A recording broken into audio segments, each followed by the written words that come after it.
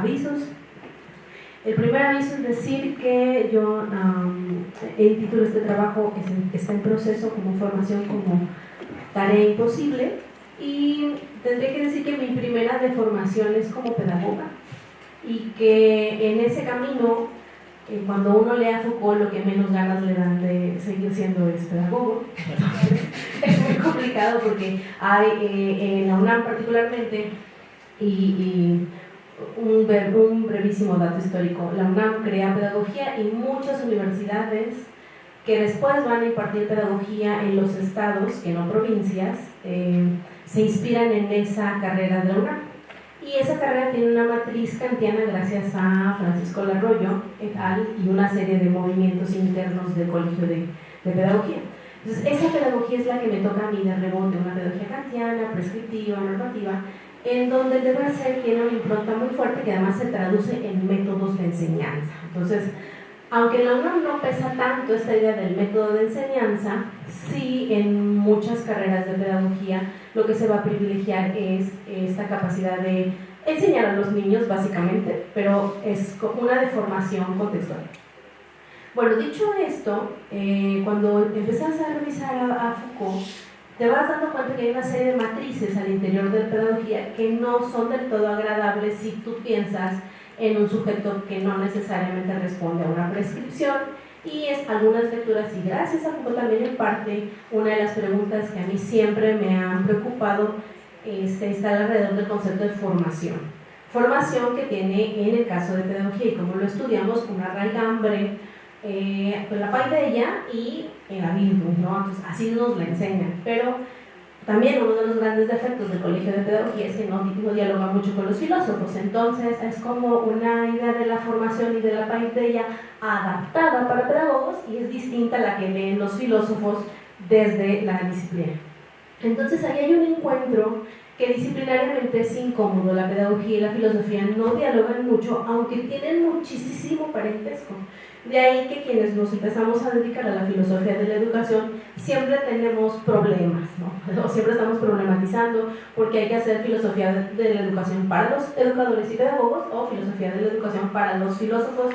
Es el caso de Freire, es el caso de Foucault y de algunos otros autores que de rebote llegan a la pedagogía, que salen de la filosofía y los tomamos, o bien que se nos ocurre hacer alguna reflexión sobre la educación más allá de palitos y bolitas uno, y entonces los filósofos salen como a delimitar sus terrenos, ¿no? Que, como la epistemología, como si es filosofía de la ciencia, como si es historia del conocimiento, cuáles son las bases filosóficas para que uno diga tal o cual disparate. Entonces, en ese debate entre las disciplinas, pues también está Foucault. Voy a situar esta discusión muy brevemente ya en el periodo de la hermenéutica del sujeto, particularmente en el curso de 1981 y 1982. Y al respecto, habría que decir también que a Foucault no le gusta la pedagogía. Entonces, es bien interesante porque muy poquitas veces él usa la palabra. Sí la hace, cuando lo hace, dice un poco como pedagogía, como si se tratara de enseñar algo o de educar a alguien. Entonces lo pone ahí, pero una palabra que sí trabaja mucho y que todavía da mucha tela para cortar, y que a lo mejor si la vida nos da, es el concepto de psicagogía. Ese sí lo usa Foucault, pero lo usa en un sentido completamente distinto de pedagogía.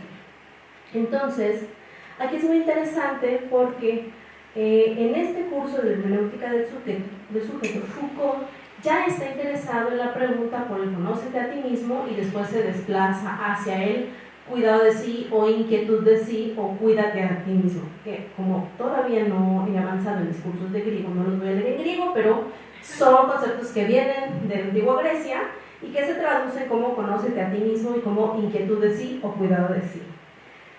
Bueno, en este sentido, ¿cómo podemos entender en qué consiste la inquietud de sí? Y cito extensamente a Foucault. La inquietud de sí es una actitud con respecto a sí mismo, con respecto a los otros, con respecto al mundo. Es también una manera determinada de atención de la mirada. La inquietud de sí implica cierta manera de prestar atención a lo que se piensa y a lo que sucede en el pensamiento. En tercer lugar, la inquietud de sí no designa simplemente esa actitud general o forma de atención volcada hacia uno mismo. La actitud de sí o cuidado de sí también designa siempre una serie de acciones que uno ejerce sobre sí mismo, acciones por las cuales se hace cargo de sí mismo, se modifica y se purifica. Fin de la cita. Por todas estas razones, la inquietud de sí fue considerada como una preocupación o cuestionamiento, pero ¿qué es ocuparse de sí mismo? Ocuparse de sí mismo es una especie de escrutinio, auscultación o repliegue. Y esto es muy importante porque es la primera parte del curso de la hermenéutica del sujeto y después va a avanzar hacia otro concepto distinto del cuidado de sí mismo como conversión. Pero yo me voy a quedar con esta idea de autoconocimiento, repliegue o auscultación. Y el mismo Foucault aclara que la idea de autoconocimiento no es similar a la idea de conciencia, que se va a anclar ya con el periodo cartesiano o en el sentido cartesiano. Sí va a usar Foucault la idea de autoconocimiento, pero no como este autoconocimiento cognitivo ni como un saber pleno de quién es uno mismo, ¿no? Haciendo esa pequeña diferencia, en el modelo socrático, dice Foucault, se trataba de desarrollar una vía de acceso a la verdad, y esto conecta con lo que ya explicaba ayer Santiago Casanovas. Entonces, lo que está buscando Foucault es una vía de acceso a la verdad cuya finalidad está ligada con el gobierno de uno mismo y el gobierno de los otros. Recordemos que aquí Foucault ya trabajó la gubernamentalidad, ya trabajó la idea del gobierno de sí mismo y de los otros, y que ahora él está preguntando cómo se da ese proceso de gobierno de sí mismo en el sujeto, digamos, ¿no? Ya no en el término de las poblaciones o de los territorios, sino el sujeto como territorio. Entonces, adicionalmente, la inquietud de sí para Foucault debe responder a otros elementos relevantes. ¿Cuáles son estos elementos? Para Foucault es importante pensar que la inquietud de sí mismo y el cuidado de sí está vinculada con la educación. Por eso me interesó particularmente ese espacio. Porque Foucault dice, sí es importante la acción que ejercen los profesores, pero también es importante la obligación permanente de los individuos respecto de su formación a lo largo de toda la vida y a la necesidad de saber cuáles son los insumos necesarios para el buen gobierno propio y de los demás. En este sentido, es Foucault quien está estableciendo una distinción entre formación como paideia y el aprendizaje como educación. Nosotros vamos a establecer estos dos binomios. Aprendizaje es educación y formación es paideia. Y aquí coincidimos todos, digamos, ¿no? Filósofos y educadores. La inquietud de sí demanda que el sujeto reconozca los patrones culturales de su contexto, que aprenda ciertas técnicas de cuidado, y ambos procesos, según Foucault, deben darse en la interacción con un maestro o pedagogo. Cito, lo que define la posición de este es que se preocupa por la inquietud de aquel a quien guía y puede sentir con respecto de sí mismo. En términos muy contemporáneos podríamos decir, pues el pedagogo o el maestro, o sea, es empático con su alumno, pues, para que entendamos esto de cómo el maestro siente esa inquietud que está sintiendo su discípulo. Aquí en este sentido, para Foucault, este personaje que es el maestro, el pedagogo o el preceptor, no es el profesor. Y eso lo dice bien clarito Foucault. El profesor se encargará de desarrollar las famosas capacidades, no en el sentido moderno, sino en el sentido de la potencia, las capacidades, las aptitudes y lo que hoy llamaríamos escuela. Pero al maestro o al pedagogo o al preceptor le preocupa y le inquieta la inquietud de su discípulo, y en esa relación ambos procuran su cuidado. En el modelo socrático, ocuparse de sí mismo no puede desatender el conocerse a uno mismo. Para cumplir con las obligaciones que tengo para conmigo, primero es necesario saber quién soy. Y ese saber no se traduce en un conocimiento de tipo intelectual, no es una definición, no es algo que te enseñen en la escuela y no es tarea del profesor. Prácticamente es un proceso. Por ese motivo es que el sujeto debe realizar varios ejercicios que le conduzcan a conocerse y a cuidarse. Pero, ¿qué es lo que debe de cuidar? Según Foucault, el alma. Y ahí es donde Foucault utiliza más el concepto de psicagogía, ¿no? Para hablar justamente del alma como psique.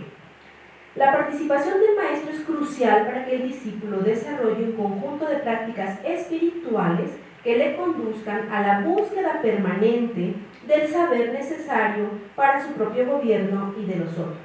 La tarea del pedagogo, a la que se refiere Foucault, no corresponde solo al periodo de la infancia, sino que llega a la adultez, porque en esa etapa los jóvenes deben tomar decisiones cruciales sobre su modo de existencia y es necesario contar con un preceptor adecuado, un filósofo.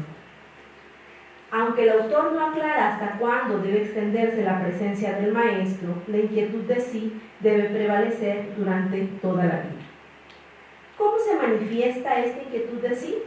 En una práctica política y ética. En ese sentido, con relación al debate que ayer se abría sobre la politicidad o apoliticidad de la estética de la existencia, yo soy de la idea de que la estética de la existencia es suma y profundamente política, ¿no? Aunque se refiere al ser, ¿no?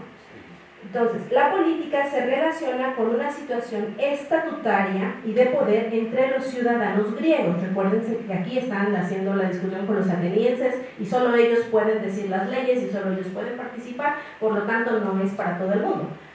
Pero sí es un sujeto con relación a esas leyes, es un sujeto con relación a ese derecho estatutario, por lo tanto es político. O sea, aunque esté preguntándose por hacer de la existencia una obra de arte, esa obra de arte tiene que ver con sus derechos estatutarios como griego, ¿no? O sea, participar pues de la poesía.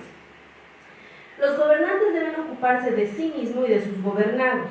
Una parte de esa atención se vincula con el saber necesario para ejercer el gobierno de las cosas y de las ciudades, pero otra parte colinda con la ética, porque en la forma de gobernar se exhibe el modo de existencia del gobernante. En acuerdo con Foucault, la dimensión política de la inquietud de sí se alimenta entonces de la ignorancia. El sujeto no sabe quién es y por lo tanto desconoce cómo gobernarse, cómo actuar frente a los demás y debe descubrirlo. La educación y las lecciones del preceptor pueden ayudarle en el desarrollo de esa técnica para gobernar, pero son insuficientes para atender toda la dimensión ética que forma parte de la inquietud o de la preocupación de sí. Y esto se debe a que el desarrollo de un ethos demanda responsabilizarse del cuidado del alma.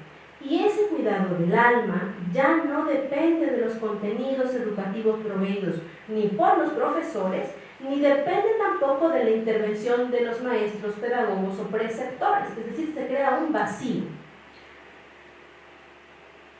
Para atender la dimensión ética en la inquietud de sí, se requiere entonces conocerse a sí mismo. En la medida que el conocimiento de sí mismo se desarrolla, el sujeto se va transformando y critica las enseñanzas recibidas. En su madurez su madurez y su entorno lo invitan a replegarse sobre sí. Pero ¿cómo puede alguien ocuparse de sí mismo, despreciando y criticando lo que le enseñaron sus preceptores y sus profesores? Pues porque la inquietud de sí concierne al cuidado de toda la existencia y demanda libertad. De lo contrario, el discípulo siempre dependerá de un agente externo, el profesor, el padre, el pedagogo, el maestro, ¿no? Y nunca tendría autarquía. Entonces, esto es muy importante porque entonces el sujeto necesita conocerse a sí mismo, de entrada no sabe quién es, el contexto le ayuda a ir descubriendo esa técnica de gobierno, pero para llegar al conocimiento de sí no alcanza el contenido escolar, digamos, no alcanza el contenido moral, por decirlo así, o ético del preceptor, sino que hay un vacío en donde el sujeto tiene que responsabilizarse de esa ignorancia y tiene que tomar una posición de decir, ¿y quién demonios soy yo? ¿Por qué tiene que ser ese ejercicio? Porque si no, o sea, además que siempre se va a tener ignorante, se necesita que haya como una toma de posición, como un emplazamiento para que el sujeto emerja. Si no se da en un contexto de libertad, el sujeto siempre va a ser rehén de alguien más. Y eso es lo que dice Foucault. Aunque la cultura griega paideia corresponde a la formación y el aprendizaje es algo distinto, ambos favorecen el desarrollo de ejercicios y técnicas orientadas a la dimensión política del cuidado de sí. Sus efectos son limitados en la dimensión ética, pero esta demanda la relación del sujeto consigo mismo. Entonces nos enfrentamos a una situación paradójica. Por un lado se requiere de la formación entendida como paideia y de la educación para que el sujeto responda a la inquietud de sí, pero por otro lado es necesario que ambos se suspendan para que el cuidado de sí se logre. ¿Cómo se explica esta situación? No se duerman, ya casi acabo, ¿no? Despierte, ya casi no. Bueno, esto se explica, esta paradoja se explica porque las relaciones del conocimiento e inquietud de sí no son individuales. Si bien corresponde al sujeto, esto no significa que se trate de un proceso aislado, al contrario, el mandato a ocuparse de sí se instala en la cultura griega, y ahí es donde otra vez viene la paideia, todos los ideales homéricos, el héroe, el luchador, etc. Si bien el conocimiento de uno mismo es necesario para el gobierno de sí y de los otros en la ciudad, es necesario que el sujeto se repliegue a una instancia propia, distinta del régimen público, y que adicionalmente realice ejercicios orientados al cuidado del alma que corresponde a los asuntos espirituales. Por lo tanto, ese cuidado de uno mismo requiere una relación consigo mismo y con lo divino. Esto es Foucault.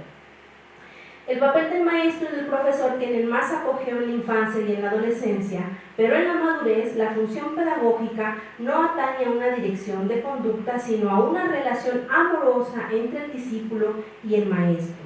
Ambos se reconocen en la adultez, atravesados por un vínculo afectivo que se basa en el reconocimiento de sus propias especificidades y carencias. Y a pesar de que esa relación es amorosa, ninguno puede abstraer al otro de sus propias ocupaciones.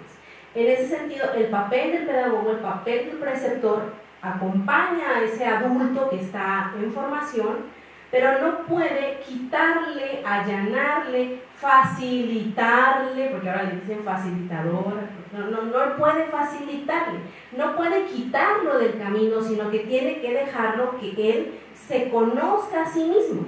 Entonces, este es un asunto muy interesante para los educadores, o sea, 2 changuitos y 3 gatitos. ¿Por qué? Porque los educadores han instalado esta idea de que tienes que facilitarle, tienes que darle buena ondita, progre, liberal y lo que el alumno quiera. Y aquí justo el cuidado de sí no te está diciendo eso. Lo que te está diciendo es una relación amorosa, pero uno no puede sustraer al otro de sus propias ocupaciones. En la dimensión ética, el papel del profesor no es funcional, tratándose del cuidado de sí, porque la configuración de un modo de existencia resulta insuficiente, porque la configuración de un modo de existencia resultan insuficientes los contenidos y los recursos educativos procedentes de un modelo instruccional. O sea que el pedagogo no te la puede hacer fácil y el profesor, aunque te enseñe con mucho cariño y amor en la escuela, pues lo que te enseñe en la escuela no te sirve para aprender a cuidar de ti. Tampoco el papel del maestro es de gran ayuda en esta dimensión ética, porque la relación jerárquica que establece con su discípulo ya no es pertinente. Entonces, es posible señalar que si bien la formación paideia y la educación como aprendizaje son necesarias en la tarea de conocerse a sí mismo y de ocuparse de sí, en el modelo platónico-socrático, ambos procesos se interrumpen cuando el sujeto se responsabiliza de su propio conocimiento y cuidado. A partir de lo anterior y en los términos planteados por Foucault en la dialéctica del sujeto en la primera parte del curso, respecto de la inquietud de sí, en el modelo socrático, sostenemos que entonces la formación es una tarea imposible. Muchas gracias.